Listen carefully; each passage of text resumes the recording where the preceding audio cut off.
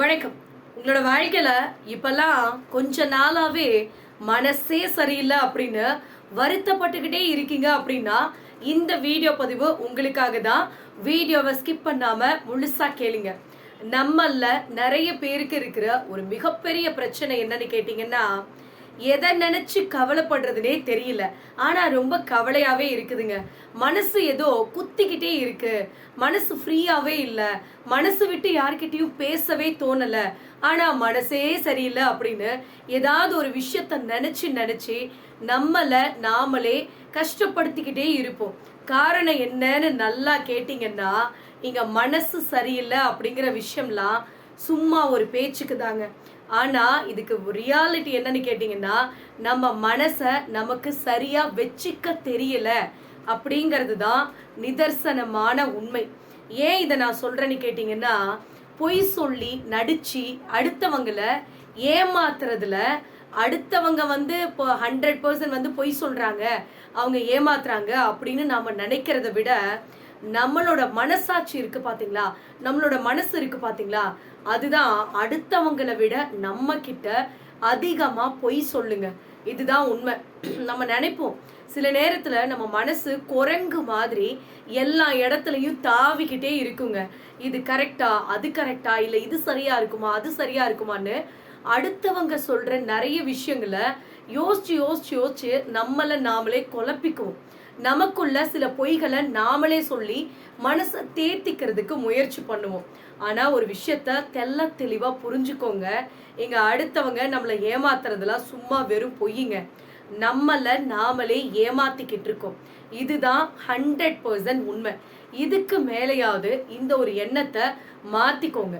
நம்ம மனசை நாம எப்படி கரெக்டா வச்சிருக்கணும், நம்மள நாம எப்படி சரியா வழி நடத்தணும் அப்படிங்கிற ஒரு விஷயத்த நாம தெல்ல தெளிவா தெரிஞ்சுக்கிட்டோம்னு வச்சுக்கோங்களேன், யாரை பத்தியும் எதுக்காகவும் நாம கவலைப்பட வேண்டிய அவசியமே கிடையாதுங்க. ஸோ தெல்ல தெளிவா இருந்துக்கோங்க. உங்களை நீங்க சரியா வச்சுக்கோங்க. இங்க நிறைய பேருக்கு ஒரு கேள்வி இருக்கும், அதுதாங்க எனக்கு தெரியல, எப்படி என் மனசை நானே சரியா வச்சுக்கிறதுன்னு எனக்கு புரியவே மாட்டேங்குது, எதை நினைச்சாலும் கவலையாவே இருக்கு அப்படின்னு நீங்க ஒரு கேள்வி கேட்கலாம். ஆனா நல்லா யோசிச்சு பாத்தீங்கன்னா, எதையாவது ஒரு விஷயத்த பத்தி நீங்க கவலைப்பட்டுக்கிட்டே இருக்கிறதுனால உங்க கவலைகள் எல்லாமே சரியாயிடுமா அப்படின்னு கேட்டீங்கன்னா 100% சரியாகவே சரியாகாதுங்க. ஸோ நல்லா புரிஞ்சுக்கோங்க. உங்க வாழ்க்கையில நடக்க வேண்டியது நடந்துக்கிட்டே தான் இருக்கும். ஸோ நீங்க கவலைப்பட்டாலும் சரி, நீங்க சிரிச்சுக்கிட்டு சந்தோஷமா இருந்தாலும் சரி, நீங்க எது செஞ்சாலும் நடக்க வேண்டியது நடந்துக்கிட்டே தான் இருக்கும்.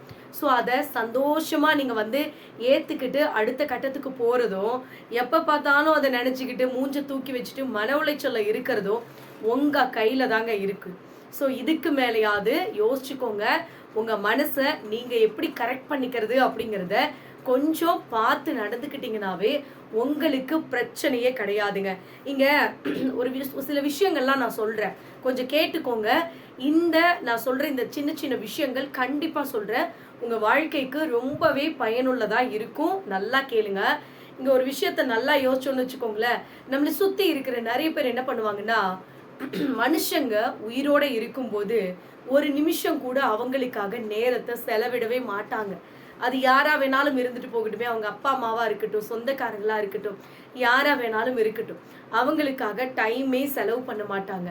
ஆனா அவங்க இல்லாத நேரத்துல அழுது புலம்பி ஆர்ப்பாட்டம் பண்ணுவாங்க.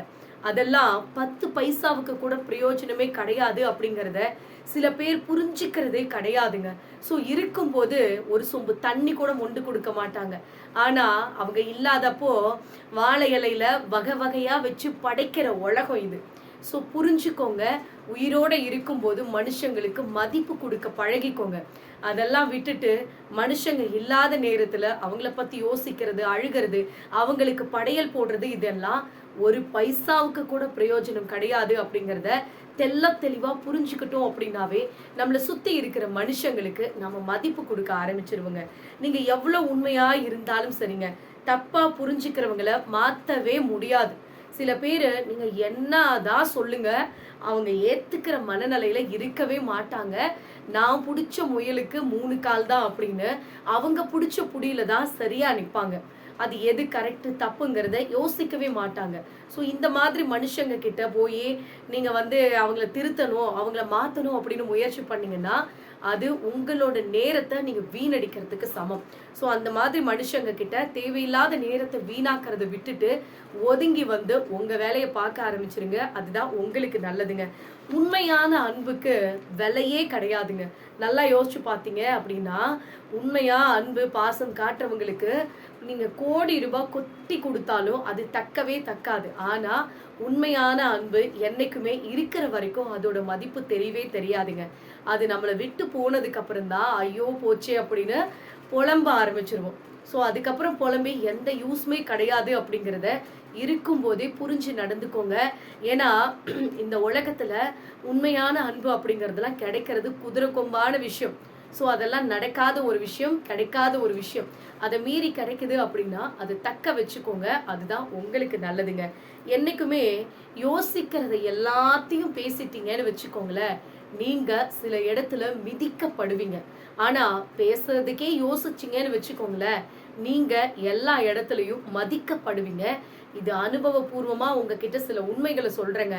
எல்லா இடத்துலயும் எல்லார்கிட்டயும் நல்லா பேசணும், நல்லா பழகணும், உண்மையா இருக்கணும் அப்படின்னு நீங்க இருந்தீங்கன்னு வச்சுக்கோங்களேன், உங்களை முட்டாள், கோமாளி, ஏமாளின்னு நிறைய பேர் வச்சு பேசுவாங்க. ஆனா நீங்க யார்கிட்டயும் சரியா பேசாம அமைதியா இருந்து பாருங்களேன், உங்களை தாங்குன்னு தாங்குவாங்க. இதுதாங்க உலகம். ஸோ நீங்க பேசுறதை விட பேசாம இருந்தீங்கன்னா உங்களுக்கு மதிப்பு மரியாதை அதிகமா கிடைக்கும் அப்படிங்கிறத புரிஞ்சுக்கோங்க. என்னைக்குமே உங்களுக்கு வலி ரொம்ப மனசு வலிக்குதுங்க, மனசு ரொம்ப கஷ்டமா இருக்கு அப்படின்னு நீங்க என்னைக்காவது ஃபீல் பண்றீங்க அப்படின்னா நல்லா கவனிச்சுக்கோங்க. உங்களுக்கு வலி வாழ்க்கையில எந்த அளவுக்கு அதிகமா வருதோ அந்த அளவுக்கு வாழ்க்கை உங்களை நிறைய பக்குவப்படுத்துது அப்படிங்கிறத புரிஞ்சுக்கோங்க. ஸோ உங்களுக்கு ரொம்ப கஷ்டமா இருக்கும். கடவுள்லாம் கோவப்பட்டு திட்டுவீங்க, இந்த கடவுளுக்கு நான் என்ன பண்ணேன், இந்த கடவுள் ஏன் என்னை இப்படி சோதிக்கிறாரு, எல்லாரும் நல்லா இருக்காங்க, தப்பு பண்றவங்க கஷ்டத்தை கொடுக்குறவங்க எல்லாரும் நல்லா இருக்காங்க, ஆனா என்ன மட்டும் கடவுள் ஏன் இப்படி சோதிக்கிறாருன்னு தெரியலையேன்னு சில நேரம் உங்களுக்கே கோபம் வருங்க. ஆனா நல்லா புரிஞ்சுக்கிட்டீங்கன்னு வச்சுக்கோங்களேன், உங்களுக்கு வழிகள் அதிகமா இருக்க இருக்க வாழ்க்கையினுடைய பக்குவங்களை அதிகமா நீங்க உணர்ந்துகிட்டு இருக்கீங்க.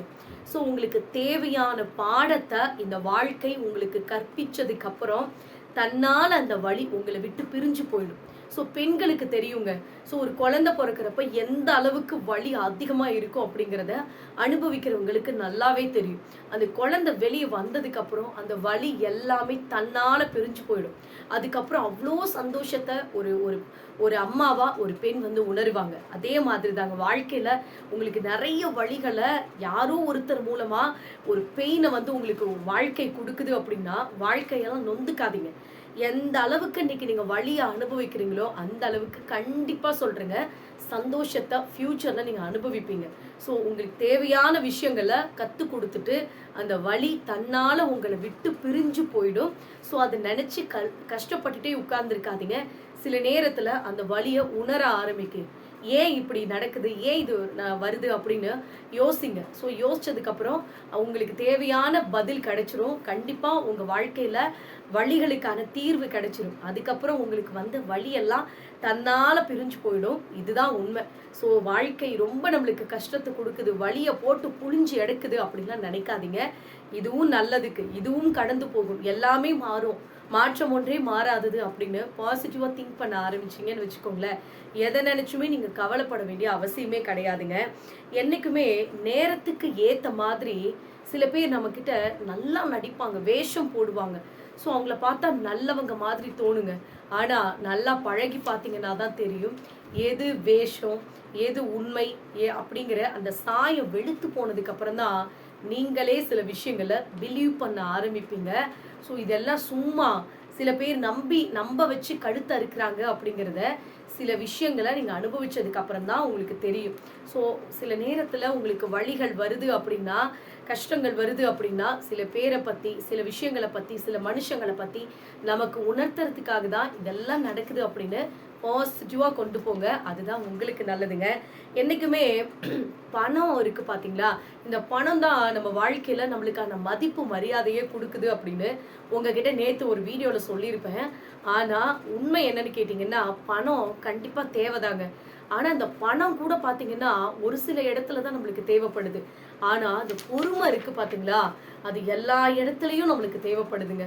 கொஞ்சம் உணர்ச்சி வசப்பட்டு பொறுமையை இழந்துட்டோம்னு வச்சுக்கோங்களேன், அதுக்கப்புறம் நம்மளை யாராலையுமே காப்பாற்ற முடியாதுங்க. சில பேருக்கு இருக்கிற மிகப்பெரிய பிரச்சனை என்னன்னு கேட்டீங்கன்னா, ரொம்ப உணர்ச்சி வசப்பட்டு பொறுமையை இழந்து ஆக்ரோஷத்துல வார்த்தைய விட்டுருவாங்க. அதுக்கப்புறம் வாழ்க்கை முழுக்க ஏன்டா இப்படி ஒரு வார்த்தைய சொன்னோம், ஏன்டா இவங்கள கஷ்டப்படுத்தினோம் அப்படின்னு அவங்கள நொந்துக்குவாங்க. அதுக்காக தான் சொல்றேன், பொறுமையா இருங்க. வாழ்க்கையில எவ்வளோ பெரிய பிரச்சனை வந்தாலும் பார்த்துக்கலாம், பேசி தீர்த்துக்கலாம். பொறுமை மட்டும்தான் எல்லா பிரச்சனைக்கும் தீர்வு. ஸோ அதனால என்னைக்குமே சொல்றேங்க, கொஞ்சம் பொறுமையை இழக்காத இருந்தீங்கன்னா உங்களுக்கு பிரச்சனையே கிடையாதுங்க. என்னைக்குமே தவிக்கும் போது துடுப்ப தராத சில பேரு நம்ம கரைக்கு, அதாவது தண்ணியில நீங்க தத்தளிச்சிட்டு இருக்கும்போது உங்களுக்கு துடுப்ப கொடுத்து காப்பாத்தாத சில பேரு நீங்க கரை வந்து சேர்ந்ததுக்கு அப்புறம் உங்களுக்கு கப்பலையே அனுப்பி வச்சாலும் சல்லி பைசாவுக்கு பிரயோஜனம் கிடையாதுங்க. நிறைய பேரு நம்மளை சுத்தி இருக்கிறவங்க அப்படித்தாங்க. நீங்க கஷ்டப்படும் போது அவங்க கையில துடுப்பு இருக்கும், ஆனா அதை கொடுக்கவே மாட்டாங்க. கொடுக்குற மாதிரி நடிப்பாங்க, ஏமாத்துவாங்க, உங்களுக்கு உதவி செய்யற மாதிரி நல்லா ஆக்டிங் பண்ணுவாங்க. ஆனா உண்மையா கவனிச்சு பாத்தீங்கன்னா, நீங்க வேற யார்கிட்டயும் போய் ஹெல்ப் கேட்டக்கூடாது, வேற யாருனாலையும் நீங்க நலன் அடைஞ்சிடக்கூடாது அப்படிங்கிறதுக்காக உனக்கு நான் செய்யறேன், நான் இருக்கேன் அப்படின்னு உங்களை ஒரு கண்ட்ரோல்லையே வச்சிருக்க முயற்சி பண்ணிக்கிட்டே இருப்பாங்க. ஆனா நீங்க கஷ்டப்பட்டு மேல வந்ததுக்கு அப்புறம், ஐயோ இதை நான் அப்பவே கொடுக்கணும்னு நினைச்சேன், ஆனா மறந்துட்டேன், தான் இப்ப வச்சுக்கோ அப்படின்னு கொடுப்பாங்க. அது வேஸ்ட்டுங்க. நல்லா கவனிச்சு பாத்தீங்கன்னா, தாகம் எடுக்கும் போது நம்மளுக்கு கிடைக்காத தண்ணியும், பசி தீர்ந்ததுக்கு அப்புறம் நம்மளுக்கு கிடைச்ச சாப்பாடு, நம்மளுக்கு வந்து எல்லாம் முடிஞ்சு போனதுக்கு அப்புறம் நம்மளுக்கு கிடைக்கிற அத்தனை விஷயமும் நம்மளுக்கு வேஸ்ட் தாங்க. அதுக்கப்புறம் எத்தனை தடவை கிடைச்சோ அது பிரயோஜனமே கிடையாது. ஸோ அதை புரிஞ்சுக்கோங்க. சில பேரு இப்படித்தான் நம்மளுக்கு உதவி பண்ற மாதிரி நல்லா ஆக்டிங் பண்ணுவாங்க, கடைசியில நம்மளுக்கு உதவியே பண்ண மாட்டாங்க. காரணம் என்னன்னு கேட்டீங்கன்னா, நம்ம யாருக்கிட்டையும் போய் கேட்டக்கூடாது அப்படிங்கிறதுக்காக நம்மள அப்படியே ஒரு டியூன் பண்ணி வச்சிருப்பாங்க. அதனால நீங்க தான் பார்த்து புரிஞ்சு நடந்துக்கணுங்க. என்னைக்குமே மற்றவங்களை பத்தி பேசுற ஒரு சபையில நீங்க உட்கார்ந்துருந்தீங்க அப்படின்னா, தயவு செஞ்சு சட்டுன்னு எழுந்திருச்சு வந்துருங்க. அந்த இடத்துல உட்காந்து அவங்க பேசுறதெல்லாம் ரசிச்சு கேட்காதீங்க. அடுத்தவங்களை பத்தி விமர்சனம் பண்ற இடத்துல, நக்கல் அடிச்சு பேசி சிரிக்கிற இடத்துல நீங்க உட்கார வேண்டிய ஒரு சிச்சுவேஷன் வந்துச்சுன்னா எழுந்திருச்சு அமைதியா வந்துருங்க. இதை நான் ஏன் சொல்றேன்னு கேட்டீங்கன்னா, அந்த இடத்துல அவங்க முழுசா பேசி முடிச்சதுக்கு அப்புறம் நீங்க எழுந்திருச்சு வந்தீங்க அப்படின்னா அடுத்த டாபிக் நீங்க தான். ஸோ அதனால யாரோ யாரை பத்தியோ பேசிட்டு போறாங்க அப்படின்னு நீங்க அதை பத்தியெல்லாம் கேர் பண்ணிக்காம அமைதியா வந்துட்டீங்க அப்படின்னா உங்களுக்கு நல்லதுங்க. அதை விட்டுட்டு நீங்களும் உட்காந்து ஜாலரா அடிச்சிங்கன்னா, இந்தாண்ட எழுந்திருச்சு வந்ததுக்கு அப்புறம் இவங்களை பத்தி தெரியாதா, இவ அப்படி இவ இப்படின்னு நம்மளை பத்தியே விமர்சிக்கக்கூடிய உலகம் இது. ஸோ முடிஞ்ச வரைக்கும் தேவையில்லாத விமர்சனங்கள் பேசுற இடத்துல அமராதிங்க. யாராவது உங்களை பத்தி விமர்சனம் பண்றாங்க அப்படின்னா அதை கண்டுக்காதீங்க. அவங்களால முடிஞ்சது விமர்சனம் மட்டும்தான் அப்படின்னு நினைச்சிட்டு அசாம அந்த இடத்துல இருந்து விலகி வந்துறது தான் உங்களுக்கு நல்லதுங்க. இன்னைக்கு பொறுமையா இருக்கா சில பேரை நல்லா கவனிச்சு பார்த்தீங்கன்னா, கண்டிப்பா இதுக்கு முன்னால ரொம்ப கோவப்பட்டு வாழ்க்கையில நிறைய அடிபட்டு நிறைய பக்குவத்தை அனுபவிச்சு இன்னைக்கு அமைதியா இருக்காங்கன்னு அர்த்தம். ஸோ அப்படிப்பட்ட மனுஷங்க தான் இன்னைக்கு நிறைய கோபத்தெல்லாம் விட்டு தள்ளிட்டு அமைதியா இருப்பாங்க. ஏன்னா நம்ம கோபப்படுறதுனால இங்க எதுவுமே மாறிட போறது கிடையாது, நம்ம கோபத்தை வச்சு நம்மளால எதுவுமே சாதிக்க முடியாது அப்படிங்கிறத அவங்க பிலீவ் பண்ணியிருப்பாங்க. ஸோ முடிஞ்ச வரைக்கும் கோபத்தை கொஞ்சம் குறைச்சிக்கோங்க. முடிஞ்ச வரைக்கும் இல்லை, முக்கால்வாசி வாழ்க்கை 99% நீங்கள் கோபத்தை குறைச்சிங்க அப்படின்னாவே உங்களுக்கு பிரச்சனையே கிடையாது. ஞாபகம் வச்சுக்கோங்க. ஒருத்தரை மன்னிக்கிற அளவுக்கு நல்லவங்களா இருங்க, தப்பு கிடையாது. ஏதாவது தப்பு பண்ணியிருப்பாங்க, ஏத்துக்க முடியாத அளவுக்கு துரோகத்தை கூட பண்ணியிருப்பாங்க, அவங்கள மன்னிக்கிற அளவுக்கு நல்லவங்களா இருங்க, தப்பு கிடையாது. ஆனா அவங்கள திருப்பவும் மறுபடியும் நம்புற அளவுக்கு முட்டாள்தனமா இருக்காதுங்க. அது உங்களை மிகப்பெரிய ஒரு பிரச்சனையில கொண்டு போய் விட்டுரும். மறுபடி நீங்க நம்பும் போது உங்க தலையில மிளகா அரைச்சி உங்களை ஏமாத்த தான் பார்ப்பாங்களே தவிர உங்களை நல்லவங்க அப்படின்லாம் யாரும் தூக்கி வச்சு கொண்டாட மாட்டாங்க. ஞாபகம் வச்சுக்கோங்க. இந்த சந்தனம் இருக்கு பாத்தீங்களா, அது எத்தனை துண்டா வெட்டுனா கூட அதோடைய மனம் மாறவே மாறாதுங்க. சந்தனம் நல்ல வாசனையை மட்டும்தான் கொடுக்கும். அதே மாதிரி நல்ல மனுஷங்க. நீங்க என்ன செஞ்சாலும் அவங்களோட ஒரிஜினாலிட்டி, அவங்களோட கேரக்டர் மாத்திக்க மாட்டாங்க. ஸோ அதுக்காக அதையே அட்வான்டேஜா எடுத்துக்கிட்டு யாரையும் ஹர்ட் பண்ணாதீங்க. அந்த மாதிரி மனுஷங்க கிடைக்கிறது பெரிய விஷயம். அதெல்லாம் ஒரு பொக்கிஷம். ஸோ அந்த மாதிரி மனுஷங்களை இழந்துடாதீங்க எதுக்காகவும். நல்ல மனுஷங்களுடைய பேச்சு இருக்கு பார்த்தீங்களா, அந்த பேச்சை விட இந்த ஏமாத்துக்காரங்க, நடிக்கிறவங்க, இவங்களோட பேச்சு பார்த்தீங்கன்னா ரொம்ப ஸ்வீட்டாக, ரொம்ப சூப்பராக, ரொம்ப இனிமையா, அப்படியே வார்த்தையில தேன் ஒழுகிற மாதிரி பேசுவாங்க. எப்பன்னு கேட்டீங்கன்னா, உங்களுக்கு முதுகுக்கு பின்னால குழி வெட்டுறதுக்கு முன்னால வரைக்கும் நல்லா இனிமையா பேசுவாங்க. பேசி பேசியே உங்களை மிளகா அரைச்சிட்டு உங்களை ஏமாத்திட்டு போயிடுவாங்க.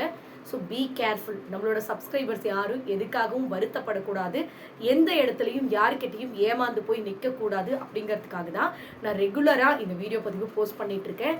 ஸோ இந்த வீடியோஸ் எல்லாமே உங்களுக்கு பயனுள்ளதாக இருக்குன்னா மறக்காமல் கமெண்ட் பண்ணுங்கள், லைக் பண்ணுங்கள், ஷேர் பண்ணுங்கள், சப்ஸ்கிரைப் பண்ணுங்கள். நன்றி, வணக்கம்.